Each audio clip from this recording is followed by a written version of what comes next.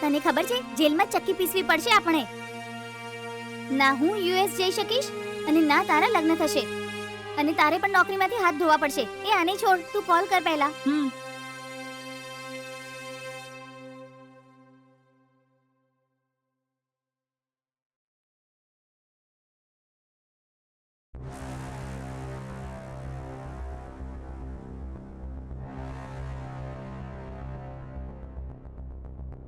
Hello uncle, એક problem થઈ ગઈ.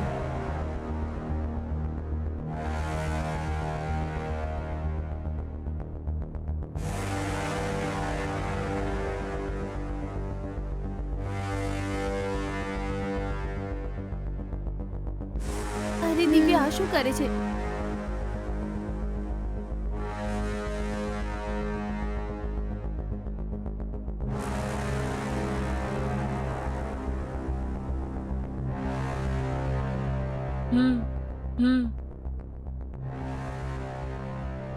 મેં બધું કહી દીધું. એમણે કીધું કે હું જોઈ લઈશ. ઠીક છે, ત્યાં સુધી વેઇટ કરીએ.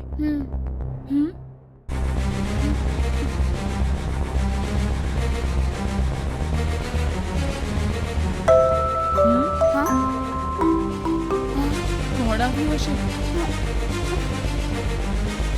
કોણ હશે? જોઉં છું, કદાચ અંકલ આવ્યા હશે.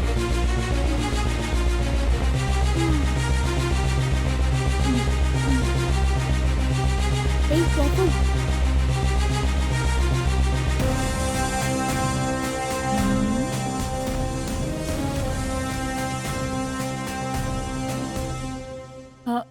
તમે કોણ છો? પોલીસ. હે ભગવાન!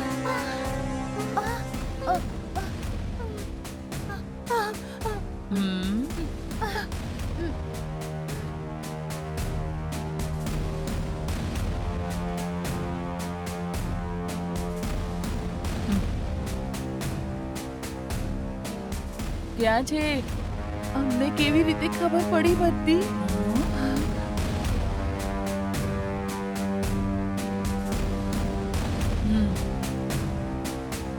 સારું બનાવ્યું છે.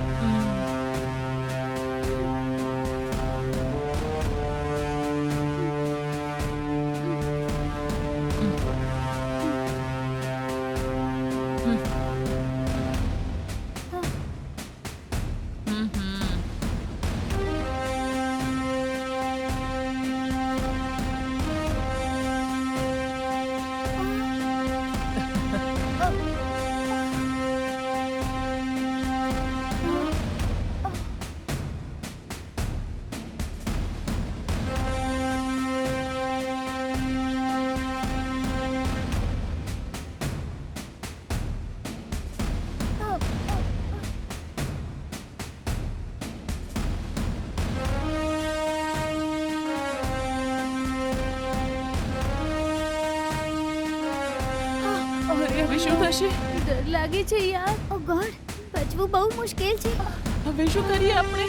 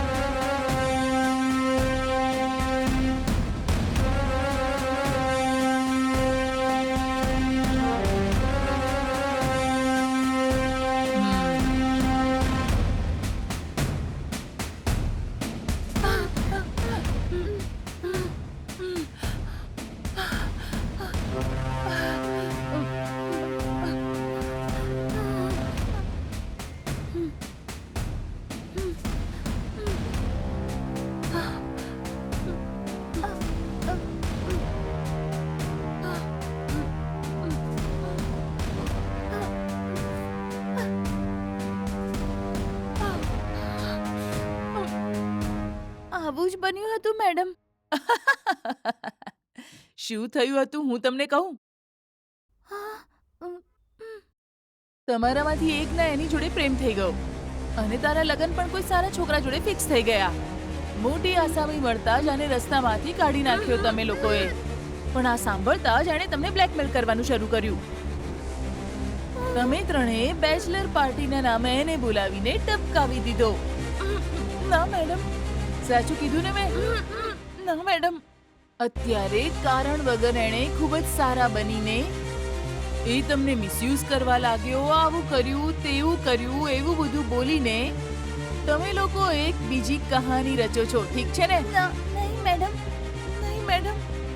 શું નથી? જેવું તમે વિચારો છો એવું કંઈ નથી મેડમ. મેં કીધું એ જ સાચું છે મેડમ. અમારો વિશ્વાસ છે Shut up. મેડમ.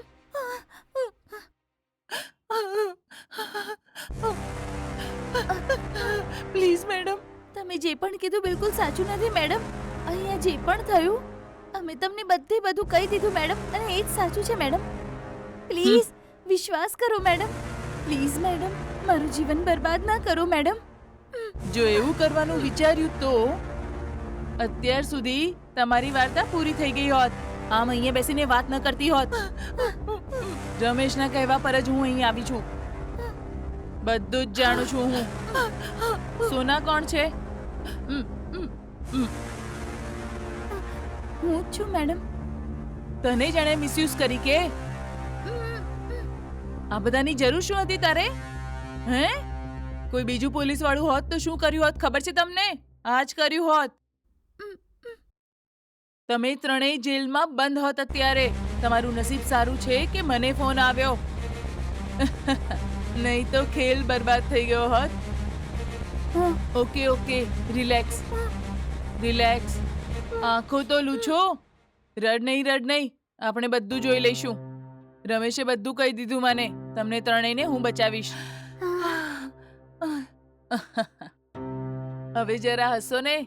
કંઈ નથી થવાનું. કોઈ પ્રોબ્લેમ નથી. એણે તમારી સાથે ખરાબ વર્તાવ કર્યો અને સેલ્ફ ડિફેન્સ માટે તમે એને ટપકાવી દીધો. કેમ, મેં ઠીક કીધું ને? ભલાઈના પાત્ર છો તમે, પણ આ બધાની શું જરૂર હતી? વિચારો તો જરા. પુરુષોની જેમ તમારે પણ એન્જોય કરવું છે, એમાં કોઈ ખરાબ વાત નથી, પણ એ સેફ ઝોનમાં હોવું જોઈએ. જો મોટા લોકોની નિગરાણીમાં કરશો તો અમુક હદ સુધી અમે પ્રોટેક્ટ કરીશું. કોઈ પ્રોબ્લેમ નથી. તમે રિલેક્સ થઈ જાઓ.